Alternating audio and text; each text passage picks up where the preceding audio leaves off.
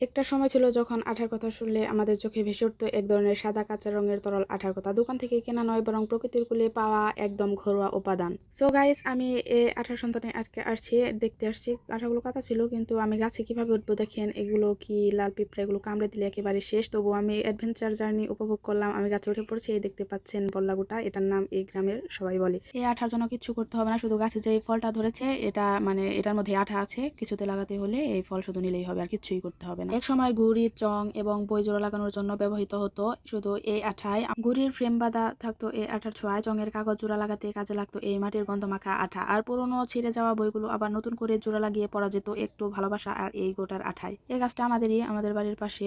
আগে ছোটবেলায় কত ঘুড়ি বানাতাম এই আঠা ব্যবহার করে। একটু একটু গ্রাম্য ঐতিহ্য হয়তো শহরের কংক্রিটের মাঝে হারিয়ে যেতে বসেছে এই গাছ আর এর আঠা। তবু যারা চেনে, যারা ছুঁয়ে দেখেছে তারা জানে, ছোটবেলায় আমার বাসার চারপাশটা যেন আঠা সংগ্রহ কেন্দ্র হয়ে উঠতো এই গাছের জন্য, সবাই গুড়ি বানানোর জন্য। অনেকেই বলতো আমার সিরিয়াল আগে, আমার সিরিয়াল আগে, পেরে পেরে এরকম ভাবে এগুলো মুঠায় মুঠায় নিয়ে যেত। যেহেতু এই গাছটা আমাদের বাসায়, আমাদের একটা গর্বের বিষয় ছিল, জানো কেন? কারণ সেই গাছটা আঠা রাজত্ব ছিল। সবাই যখন আসতো দিবেন দিবেন আমাদের দিবেন, তখন কি যে ভালো লাগতো, আসলে নিজেকে অনেক বড় বড় মনে হইতো।